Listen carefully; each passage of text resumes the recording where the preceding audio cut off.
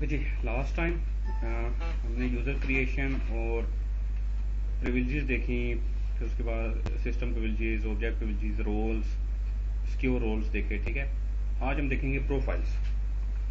अच्छा, प्रोफाइल्स के थ्रू आप दो काम कर सकते हैं।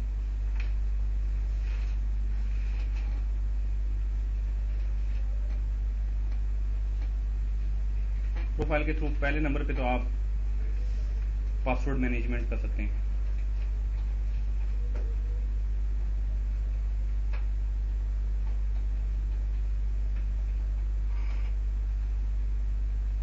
एंड देन आप रिसोर्स मैनेजमेंट कर सकते हैं।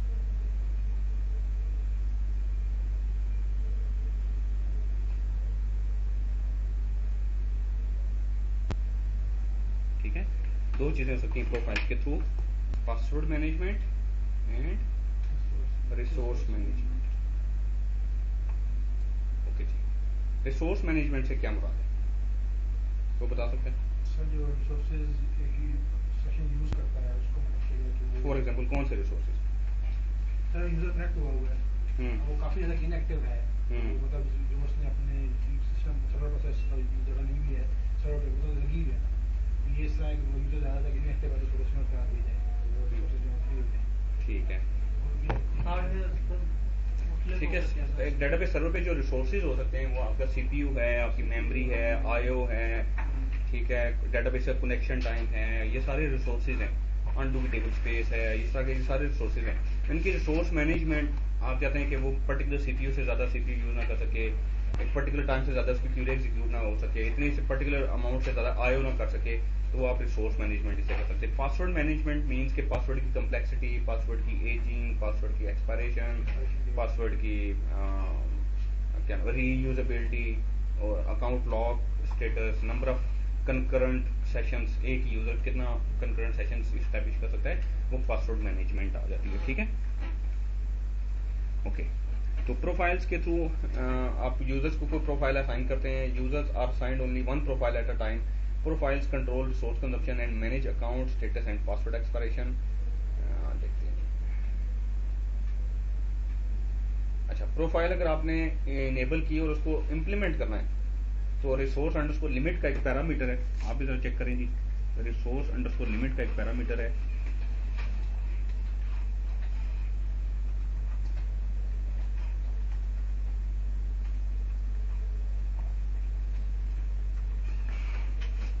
वो ट्रू होना चाहिए। बाय डिफॉल्ट ये फॉल्स होता है, तो आप ये लोग ये करेंगे इस पैरामीटर को ट्रू सेट करें और डेटाबेस को बाउंस करें, क्योंकि ये स्टैटिक है।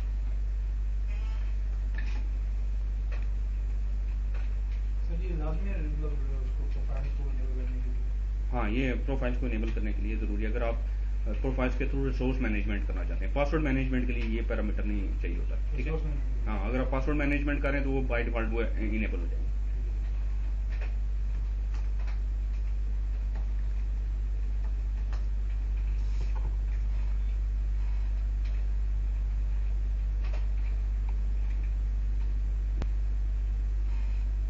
ठीक है जी, करें इसको जरा चेंज, डेटाबेस आप करें।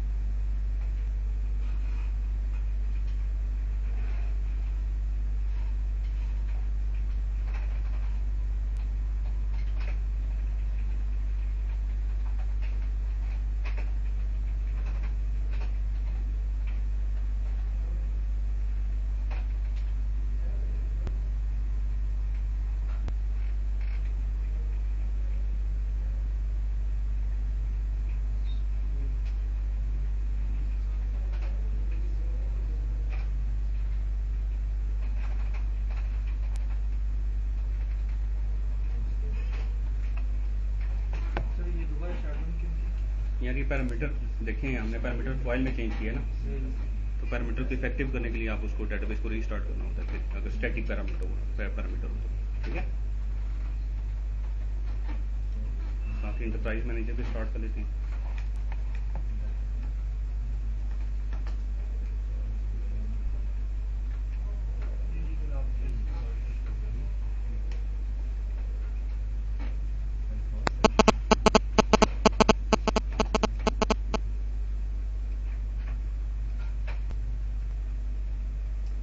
अच्छा जी,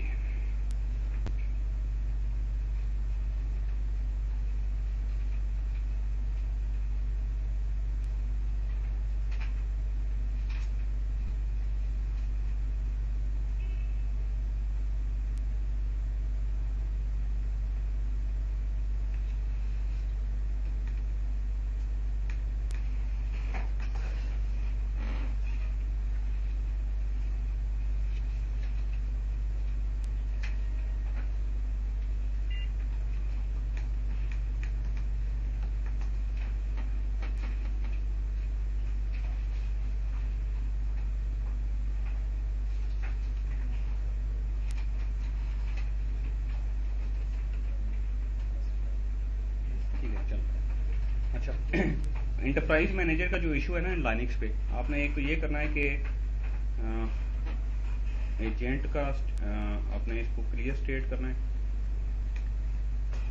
EMCTL clear state agent enterprise manager चलाने के बाद या चलाने से पहले कर लें।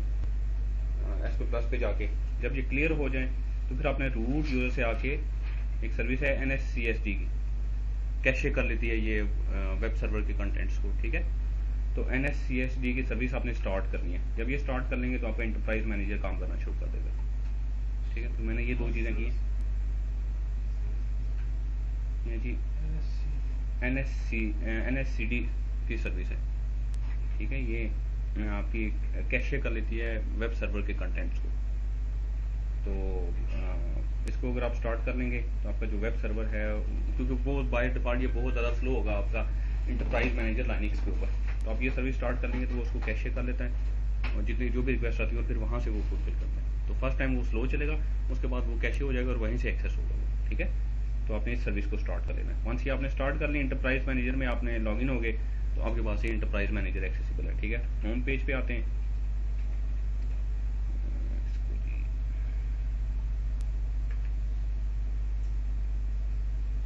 ठीक है, लॉस्ट नॉन स्टेटस पे आ गए।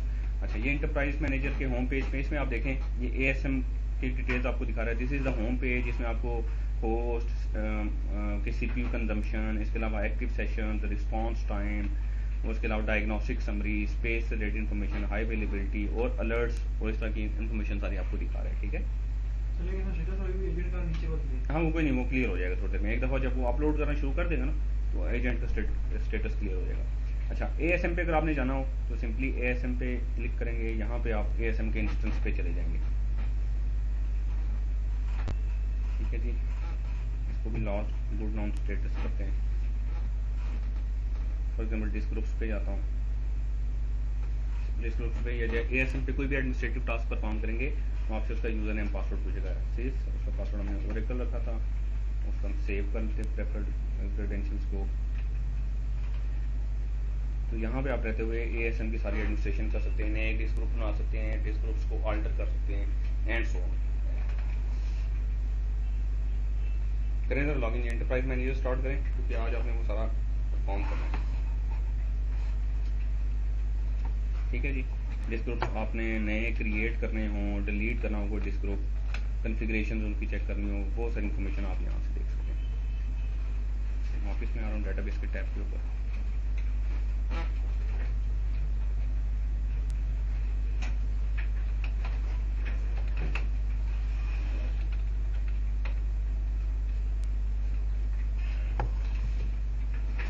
एंटरप्राइज मैनेजर में हम सर्वर के टैब पे आएंगे,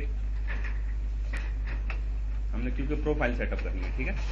इंटरप्राइज मैनेजर में सर्वर, और इसमें ये सिक्योरिटी के अंडर यूजर्स, हमने लास्ट टाइम यूजर क्रिएट करना देखे थे, रोल्स देखे थे। अब यहाँ से भी यूजर्स एंड रोल्स क्रिएट कर सकते हैं। फिलहाल अभी क्योंकि मैं प्रोफाइल्स के बारे में डिस्कस कर रहा हूँ तो यहाँ पे हम प्रोफाइल्स पे क्लिक करेंगे।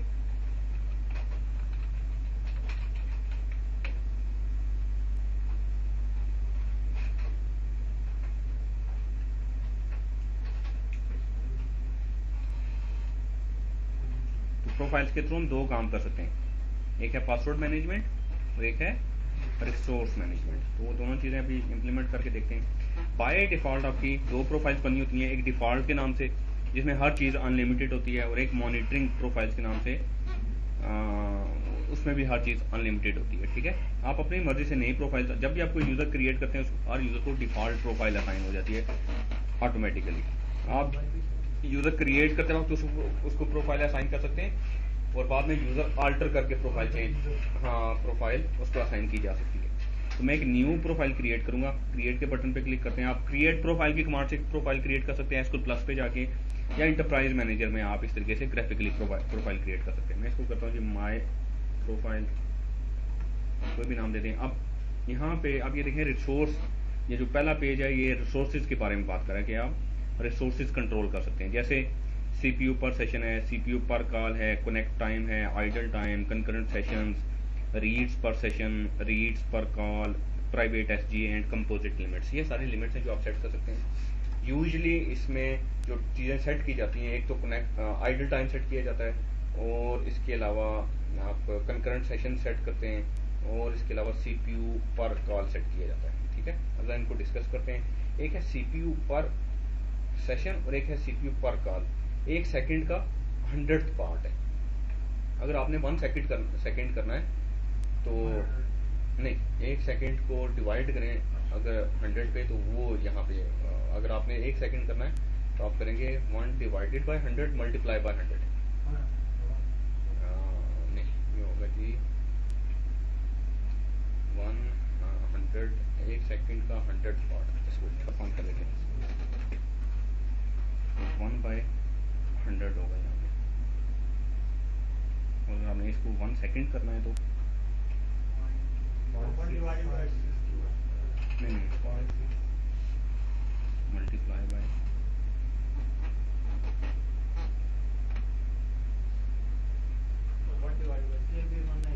1 आएगा, 1/100।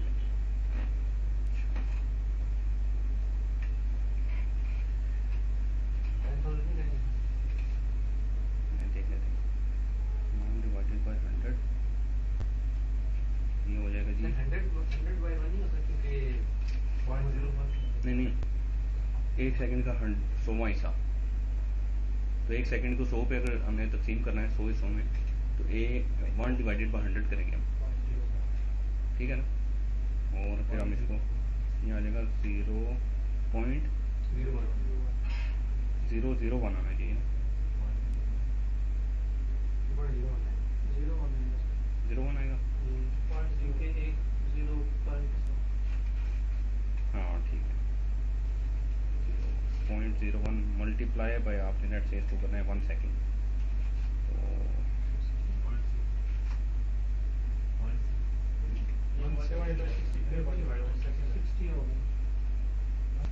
तो जो टाइम है यहाँ पे वो 1/100 है, 1 सेकंड का 100 पास। आपने जब 1 सेकंड देना तो आपने 100 देना है, तो इट मीन्स कि it will be equal to 1 second.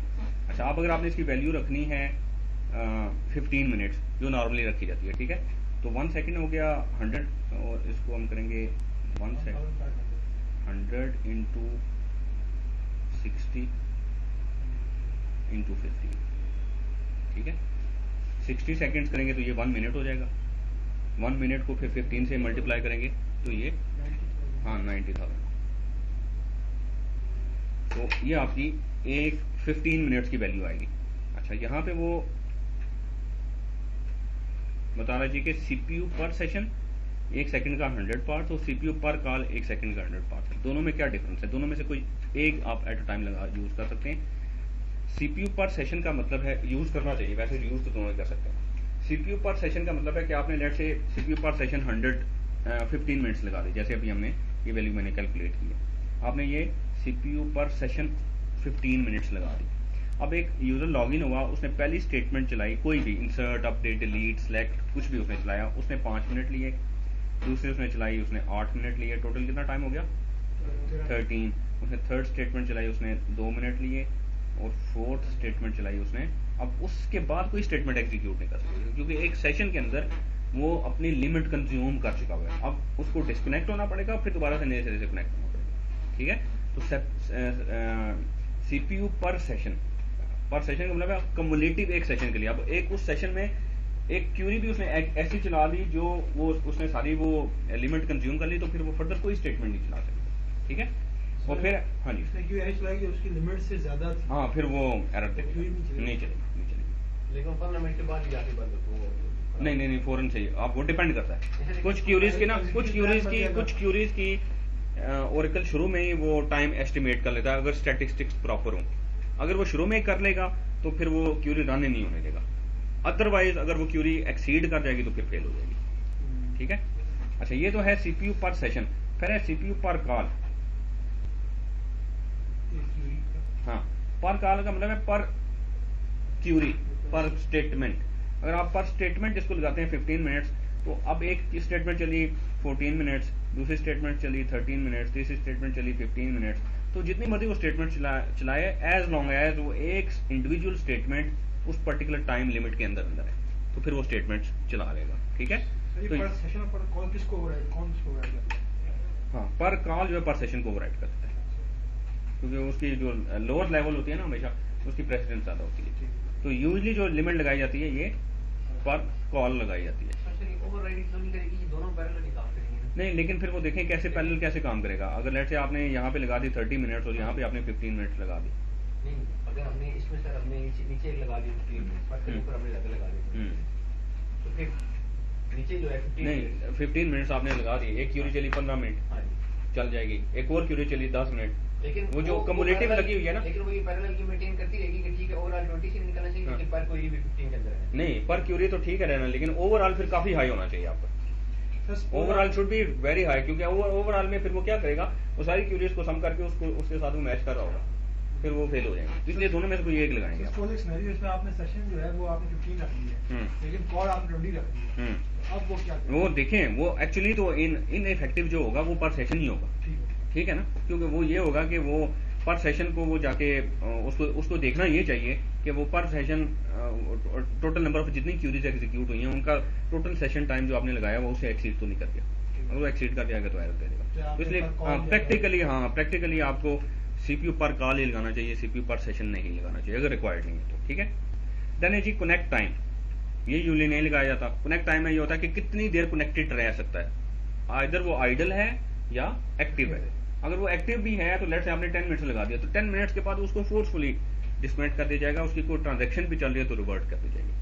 तो इसलिए हम एक्टिव कनेक्ट टाइम पे नहीं लगाते, आइडल टाइम पे लगाते हैं। तो आइडल टाइम में यूजली आप 10 मिनट्स लगा लें, 15 मिनट्स लगा लें, जितना आप लगा लें, तो उतनी देर अगर आइडल रहेगा फोर्सफुली उसका कनेक्शन डिस्कनेक्ट कर दिया जाएगा। जनरली आइडल टाइम कितना होता है?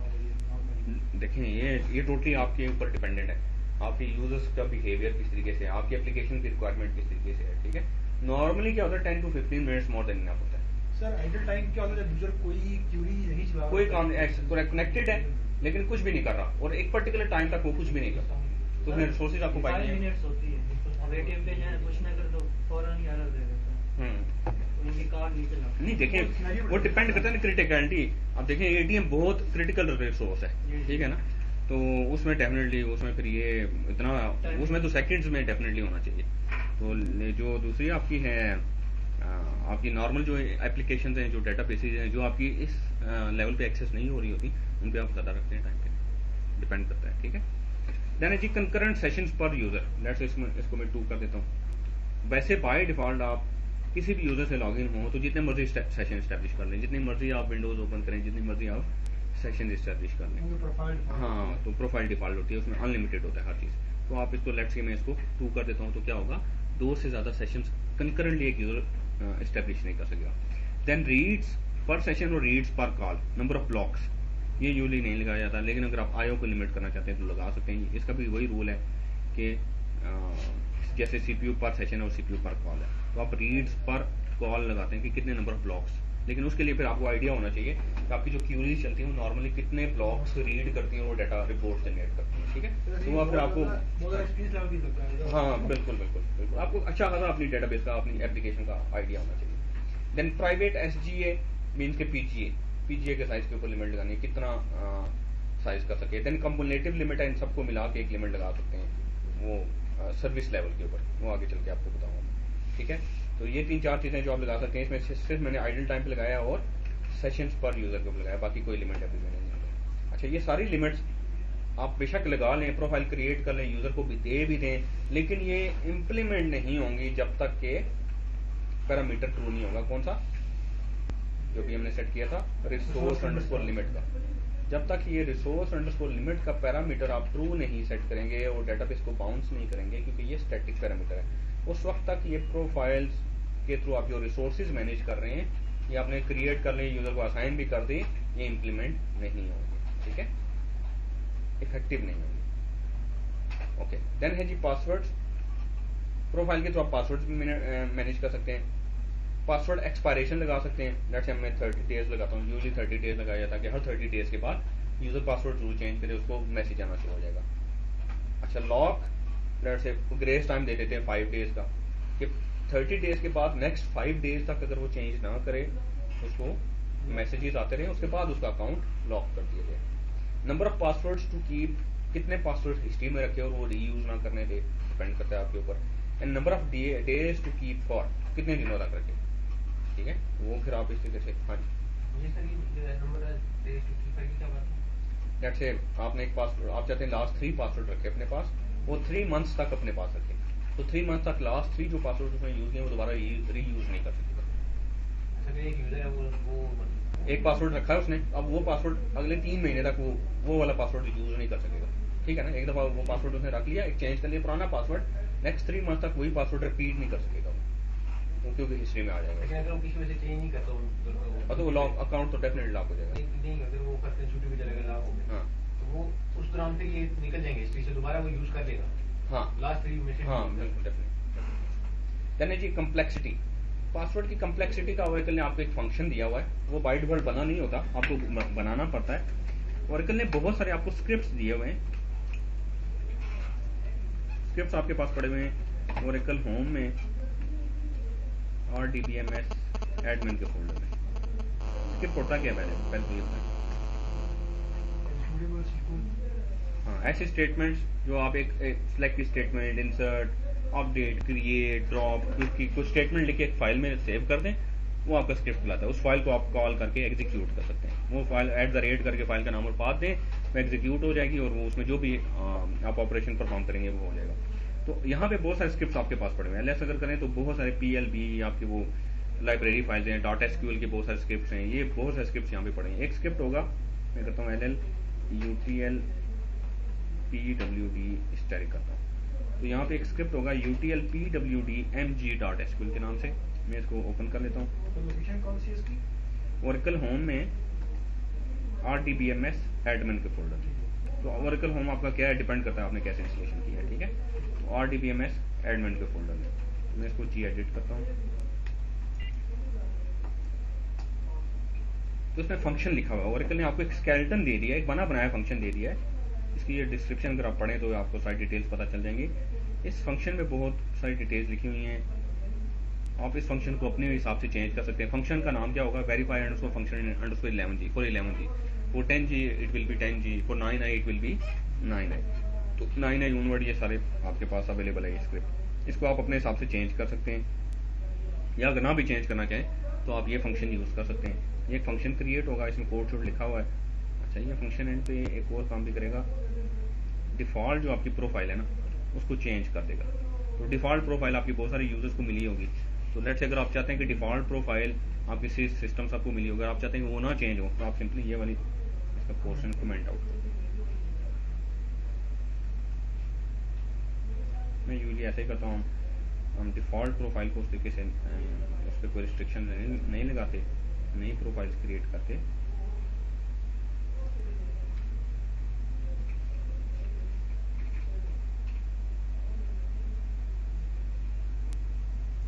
ठीक है जी, इसको मैं सेव कर रहा हूँ।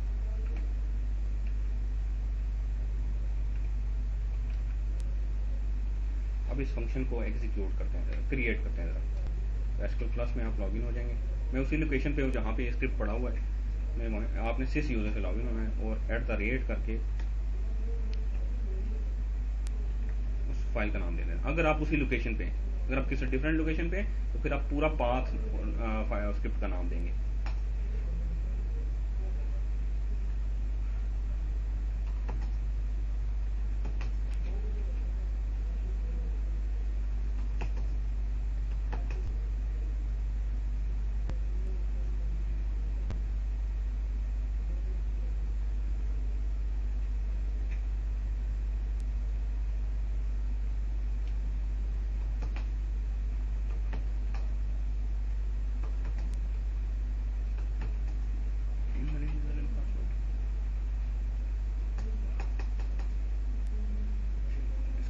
एडिट करते हैं।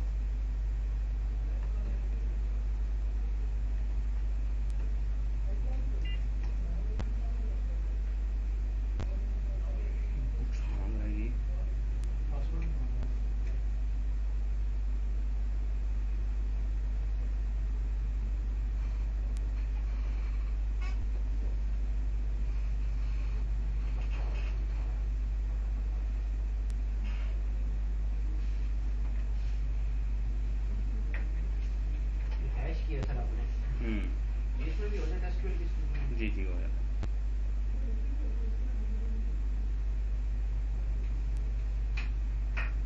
अच्छा, क्योंकि इसका जो पासवर्ड था ना वो ओ कैपिटल में था, इसलिए पासवर्ड ही मांग रहा था, लेकिन वो मैंने लास्ट टाइम कैपिटल में, हमने पासवर्ड फाइल रिक्रिएट की थी ना, उसमें मैंने ओ कैप पर वो फंक्शन क्रिएट हो गया।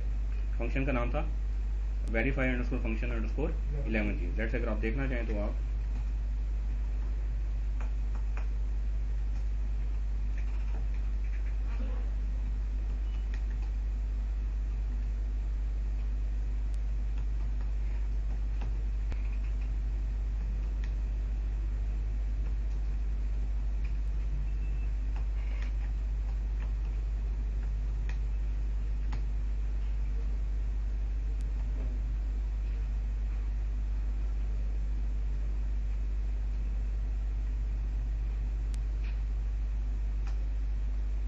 वेरीफाई अंडरस्कोर फंक्शन अंडरस्कोर 11 और एक वेरीफाई फंक्शन के नाम से भी है, एक डिफॉल्ट बना होता है। मैं इसको कॉपी कर लेता हूँ, उसका नाम verify underscore function underscore 11G को, और इस प्रोफाइल में आके इसको यहाँ पे नाम दे देता हूँ। ठीक है। देन है जी फेल्ड लॉगिन अटेम्प्ट्स। एक यूज़र कितने फेल्ड लॉगिन के बाद उसका अकाउंट लॉक हो जाए, और number of days to lock for, that से वो कितने दिनों तक खुद से कितने दिनों के बाद खुद से अनलॉक हो जाए। अनलिमिटेड रखेंगे तो फिर मैनुअली आपको अनलॉक करना पड़ेगा। यहाँ पे आप नंबर ऑफ डेज दे देंगे तो ऑटोमेटिकली उतने दिनों के बाद उसका अकाउंट अनलॉक हो जाएगा। ठीक है जी। वो यूज नहीं करता, बेशक यूज करता है या नहीं करता, 10 डेज के बाद वो अनलॉक हो जाएगा। ठीक है। नहीं, अच्छा शो एसक्यूएल करेंगे तो आपको ये क्रिएट प्रोफाइल, प्रोफाइल का नाम, लिमिट का कीवर्ड देंगे, आप इसके ये सारे पैरामीटर सेट कर सकते हैं। ठीक है। तो आपको शो एसक्यूएल करेंगे तो आपको वो जो कमांड लाइन से जिस तरीके से आप क्रिएट करना चाहेंगे वो आपको पूरी एसक्यूएल पे दिखाएगा एंटरप्राइज मैनेजर। तो आप कमांड लाइन से करना चाहें और आपको स्टेटमेंट ना पता हो या स्टेटमेंट आपने देखनी हो, तो इस तरीके से किसी भी चीज़ की टेबल स्पेस क्रिएट करने की, कोई डाटा फाइल ऐड करने की एंड सो ऑन, वो सारी आपको शो एसक्यूएल के थ्रू एंटरप्राइज मैनेजर में सारी स्टेटमेंट्स भी दिखाएगा सर। हाँ जी, बिल्कुल इसी तरीके से। तो ये एक नई प्रोफाइल क्रिएट हो गई है माई प्रोफाइल के नाम से। मैं क्या करता हूँ, एग्जिस्टिंग यूजर को ये प्रोफाइल असाइन करता हूँ।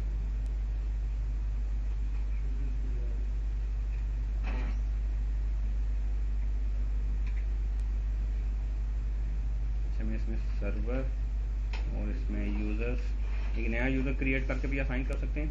मैं एग्जिस्टिंग यूजर्स है मेरे पास, HR का यूजर को उसको असाइन करता हूँ।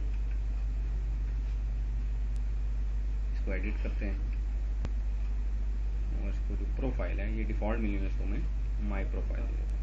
इसका अकाउंट लॉक्ड है, मैं इसको अनलॉक कर देता हूँ और अप्लाई कर देता हूँ। ठीक है जी। हमें लॉगिन होता है HR यूजर से।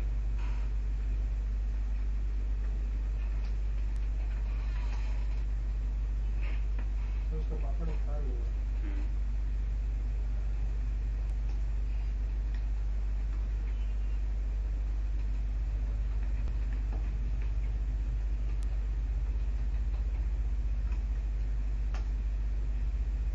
देखें क्योंकि प्रोफाइल लगी हुई है इस यूजर के ऊपर, उसमें क्या है जी password verification for the specified password fail, password length less than 8। ठीक है, तो आपने वो वेरीफाई फंक्शन जब क्रिएट किया तो उसके लिए ज़रूर उस केस में आपको ज़रूरी है कि कम्प्लेक्सिटी ज़रूरी है।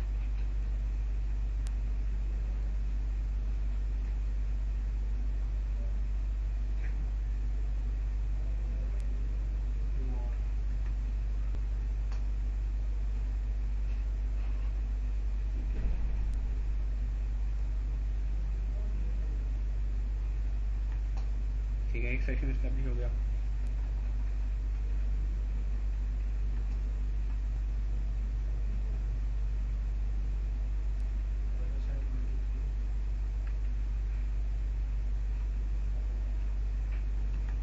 दूसरा सेशन एस्टैब्लिश हो गया। तीसरा नहीं होगा।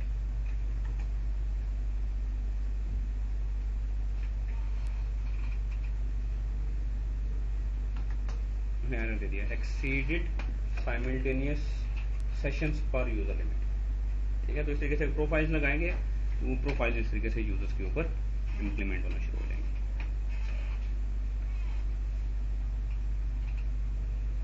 तो प्रोफाइल्स के थ्रू हमने देखा जी password history, password complexity, verify function के through password ageing and expiration, account locking, ये सारी चीज़ें आप सेट कर सकते हैं। And do not use profiles that cause the SYSMAN और DBS NMP password to expire and the accounts to be locked, क्योंकि सिस यूजर बड़ा क्रिटिकल है, लॉक हो जाए तो फिर वो सिस्टम भी लॉक हो गया तो फिर आपके इश्यूज हैं और प्रॉब्लम्स क्रिएट हो सकती हैं सिसमैन और इन यूजर्स के अकाउंट स्टॉप नहीं होने चाहिए। पासवर्ड वेरीफाई फंक्शन अगर आप क्रिएट करते हैं और आप ओरेकल आपको एक डिफॉल्ट वेरीफाई फंक्शन देता है, उस केस में पासवर्ड एटलीस्ट 8 कैरेक्टर्स होना चाहिए minimum, different from the username with a number or username reverse, different from the database name or the database name with a number, a string with at least 1 alphabet and 1 numeric character, different from the previous password by at least 3 letters. Use this function as a template to create your own customized password verification function. ठीक है, sir आपका सिस lock हो गया है, system से unlock हो सकता है। हाँ, किसी भी DBA यूजर से हो सकता है। देन आप यूजर्स को कोटा असाइन करना चाहें, अगर आप चाहते हैं कि एक यूजर को सारी टेबल स्पेसिस पे कोई ऑब्जेक्ट सेव करने के राइट्स मिल जाएं, तो आप अनलिमिटेड टेबल स्पेस का एक कोटा है वो सिंपली दे दें। ग्रांट अनलिमिटेड टेबल स्पेस, ये सिस्टम प्रिविलेज है। अनलिमिटेड टेबल स्पेस टू और आगे यूजर का नाम देगा, तो वो उस यूजर को असाइन करेंगे तो उसको हर टेबल स्पेस के ऊपर अनलिमिटेड कोटा एलोकेट हो जाएगा।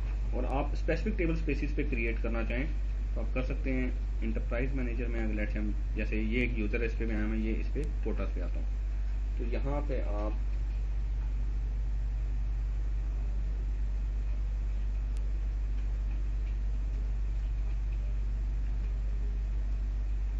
अच्छा, इसको ऑलरेडी मिली हुई है अनलिमिटेड सिस्टम टेबल स्पेस मिली हुई है, तो इसको इस वजह से यहाँ पे आप इंडिविजुअल टेबल स्पेसिस पे नहीं दे पा रहे। अगर आप एक नया यूजर क्रिएट करें,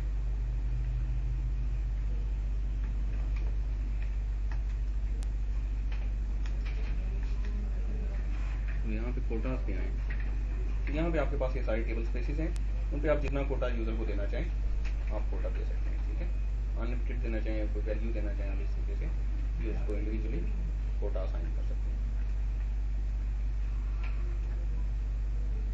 देन जी सर्टन आपके पास प्रिविलेजेस हैं, आप चाहते हैं कि एक यूजर है आपने क्रिएट किया, उसको डेटाबेस में जितने भी यूजर्स हैं उन सब यूजर्स के सब टेबल्स के ऊपर सर्टन प्रिविलेजेस मिल जाएं। फॉर एग्जांपल आप चाहते हैं एक पर्टिकुलर यूजर है टेस्ट, उसको डेटाबेस में जितने भी यूजर हैं उन सब यूजर्स के सारे टेबल्स के ऊपर उसको सिलेक्ट के राइट्स मिल जाए। तो एक सिस्टम प्रिविलेज है सिलेक्ट एनी टेबल। इसी तरीके से अपडेट एनी टेबल है, डिलीट एनी टेबल है, एग्जीक्यूट एनी प्रोसीजर है, select, insert, update, delete, execute, ये एनी के साथ ही प्रिविलेजेस हैं। वैसे सिलेक्ट की जो प्रिविलेज है ये सिस्टम प्रिविलेज है या ऑब्जेक्ट प्रिविलेज है? सिलेक्ट की जो प्रिविलेज है, सिलेक्ट, इंसर्ट, अपडेट, ये जो प्रिविलेजेस हैं ये सिस्टम प्रिविलेजेस हैं या ऑब्जेक्ट प्रिविलेजेस हैं? ये ऑब्जेक्ट प्रिविलेजेस हैं। ठीक है, लेकिन जब ये हो जाएगी सिलेक्ट एनी टेबल या इंसर्ट एनी टेबल या अपडेट एनी टेबल, तो फिर ये सिस्टम प्रिविलेजेस कराएंगे। ठीक है, जब एनी के साथ कोई प्रिविलेज दे दें किसी यूजर को, उसको डेटाबेस में जितने भी यूजर्स हैं सब यूजर्स के सारे ऑब्जेक्ट्स के ऊपर वो पर्टिकुलर प्रिविलेज एलोकेट हो जाएगी। जी हाँ बिल्कुल यूज कर सकते हैं। ठीक है, तो लेट से आप चाहते हैं कि यूजर क्रिएट करें और बहुत सारे टेबल्स के ऊपर उसको उसने डाटा सिलेक्शन करनी है, तो सिलेक्ट एनी टेबल के राइट उसको दे। न्यू ओरेकल फाइनेंशियल में हम ऐसे करते हैं ताकि क्योंकि बहुत सारे उसमें स्कीमास क्रिएट हुए होते हैं। हर स्कीमा के ऊपर लेट से एक सुपर यूजर जो है अगर उसको एक्सेस चाहिए तो हम उसको सिलेक्ट एनी टेबल के राइट दे देते हैं, तो फिर वो किसी भी यूजर के टेबल्स को एक्सेस कर सकता है। वो प्रीफिक्स लगाना पड़ेगा उसको टू और आगे यूजर का सिस्टम पर भी जैसे असाइन करते हैं। ठीक है, एक रोल को भी दे सकते हैं ना? बिल्कुल दे सकते हैं, रोल को भी दे सकते हैं। अच्छा, ओरेकल जब ये एनी की प्रिविलेजेस आई ना ओरेकल 7 में, तो उस वक्त ये इशू हुआ कि एनी की प्रिविलेज जब किसी यूजर को देते हैं तो इंक्लूडिंग सिस्टम सारे यूजर्स के जितने भी उनके टेबल्स होते हैं उनके ऊपर उसको राइट मिल जाता है। सिस के स्कीमा के ऊपर भी, सिस्टम के स्कीमा के ऊपर भी, एंड सो ऑन। अगर आप चाहते हैं कि आपकी जो डाटा डिक्शनरी है वो इम्पैक्ट ना हो उसका एनी की प्रिविलेज से, लेट्स से आप सिलेक्ट एनी टेबल की प्रिविलेज दे दें तो डाटा डिक्शनरी के ऊपर वो प्रिविलेजेस ना असाइन हो। तो एक पैरामीटर है O7 underscore dictionary underscore accessibility, ये बाय डिफॉल्ट फॉल्स होता है, उसको फॉल्स ही होना चाहिए। अगर ये फॉल्स होगा और किसी यूजर को आप सिलेक्ट एनी टेबल की प्रिविलेज देंगे तो उसमें डाटा डिक्शनरी के ऊपर वो प्रिविलेज एप्लीकेबल नहीं होगी। ठीक है, तो ये ओरेकल 7 में ओरेकल ने इंट्रोड्यूस कराया था, इसलिए इस पैरामीटर का नाम O7 underscore dictionary underscore accessibility, और ये फॉल्स ही होना चाहिए। अच्छा, ये this is the principle of least privilege, यानी कि यूजर्स को जो प्रिविलेज चाहिए वो सिर्फ वही दें, अननेसेसरी प्रिविलेजेस यूजर्स को ना दें, या जिनके ऊपर उसने काम नहीं करना उस पर उसको प्रिविलेज असाइन नहीं करनी चाहिए। एक यूजर के 4-5 टेबल उसमें 3 टेबल को राइट देना है, उसके लिए सर कौन सा हाँ इंडिविजुअली देना पड़ेगा, कॉमा के साथ। हाँ जी कॉमा के साथ, या आप रोल बना लें, बेहतर तरीका होता है कि रोल बनाएं और रोल के थ्रू फिर आप प्रिविलेजेस असाइन करें। ठीक है, रोल में पहले सब 1 by 1 देनी पड़ेंगे। अच्छा, revoke unnecessary privilege from public एक बाय डिफॉल्ट डेटाबेस के अंदर रोल क्रिएटेड होता है, आप इसको ड्रॉप नहीं कर सकते, और डीबीए रोल्स में आपको ये विजिबल भी नहीं है। ठीक है, ये एक रोल क्रिएट होता है, और ये जब भी कोई यूजर क्रिएट करते हैं, क्रिएट यूजर का नाम identified by password and so on, तो उसको बाय डिफॉल्ट पब्लिक का रोल खुद ही मिल जाता है। हर यूजर को पब्लिक का रोल मिला होता है।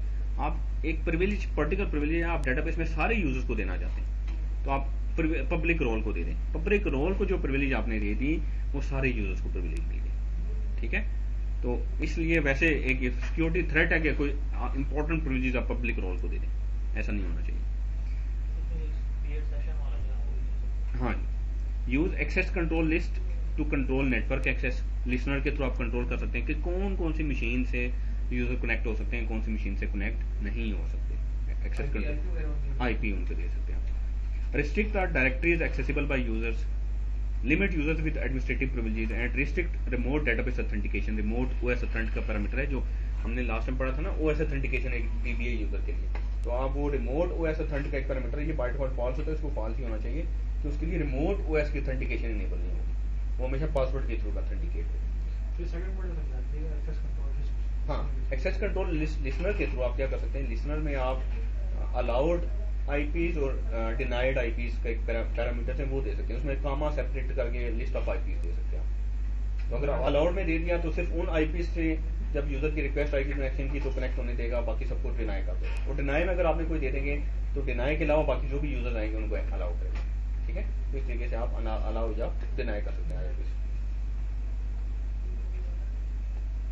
Then privileged accounts can be protected by using password file with case sensitive password. Privileged account आपके वो हैं जिनको sys DBA के राइट्स हैं या sys ASM के राइट्स हैं या sys ऑपर के राइट्स हैं। Enabling strong authentication for administrative roles, तो जितने भी यूजर्स हैं उनके लिए उनके पासवर्ड कम्प्लेक्स रखें और strong authentication methods यूज करें।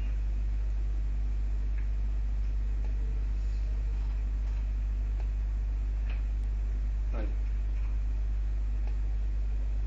applying the principle of least privilege is not enough to harden the Oracle database. Least privilege का मतलब यह है कि सिर्फ वो privileges यूजर को दें जो उनको चाहिए। तो क्या ये sufficient है कि आपकी database सिक्योर हो जाएगी? सिर्फ आप उतनी privileges दें जितनी required है, उसके अलावा आपको कुछ करने की जरूरत नहीं। हाँ, प्रोफाइल्स हैं, ठीक है, और हाँ वो जो पैरामीटर्स हैं, तो बहुत सारी चीजें जो मिल के सिक्योरिटी सेटअप करेंगे। जस्ट यूजर्स को जितनी प्रिविलेज चाहिए उतना प्रिविलेज असाइन कर देना इनफ नहीं है। ओएस को भी सिक्योर करना पड़ेगा, आपको एप्लीकेशन को भी सिक्योर करना पड़ेगा, और डेटाबेस लेवल पे भी मल्टीपल सिक्योरिटी के पैरामीटर्स आपको सेट करने पड़ेंगे।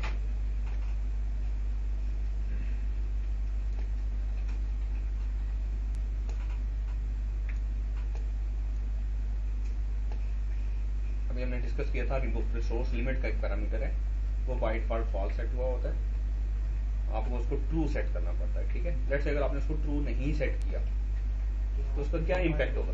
प्रोफाइल आपकी इग्नोर नहीं, प्रोफाइल क्रिएट हो जाएगी, सेव भी हो जाएगी।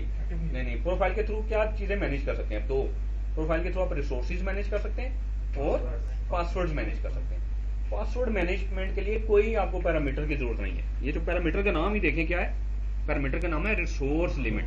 मीन्स के इस पैरामीटर का इम्पैक्ट प्रोफाइल में अगर आप रिसोर्सेज मैनेज करें सिर्फ उस पे होगा, पासवर्ड्स पे नहीं होगा। ठीक है, ये पैरामीटर ट्रू हो या फॉल्स हो, अगर आपने प्रोफाइल लगाई है उसमें पासवर्ड्स पे रिस्ट्रिक्शन लगाई हुई है तो वो हमेशा इफेक्टिव होगा। ये पैरामीटर सिर्फ और सिर्फ आपके इम्पैक्ट करेगा प्रोफाइल्स के थ्रू आप जब रिसोर्सेज को कंट्रोल करें। वो जो सीपीयू पर कॉल हमने देखा था, सीपीयू पर सेशन है, आइडल टाइम है, ये सारी चीजें हमने देखी हैं, वो इस पैरामीटर के थ्रू इफेक्टिव होंगी। तो प्रोफाइल्स के थ्रू याद रखिएगा दो चीजें मैनेज की जा सकती हैं, एक रिसोर्सेज और एक पासवर्ड्स। तो रिसोर्सेज को अगर आप एक प्रोफाइल के थ्रू, एक ही प्रोफाइल के थ्रू एक्चुअली दोनों चीजें आप इंप्लीमेंट कर रहे होते हैं, लेकिन रिसोर्सेज अगर आपने प्रोफाइल्स के थ्रू इंप्लीमेंट किए हुए हैं, रिसोर्स पे रिस्ट्रिक्शन लगाई हुई हैं, तो फिर ये पैरामीटर ट्रू होना जरूरी है और पासवर्ड मैनेजमेंट के लिए ये जरूरी नहीं है। That's it about this chapter ji.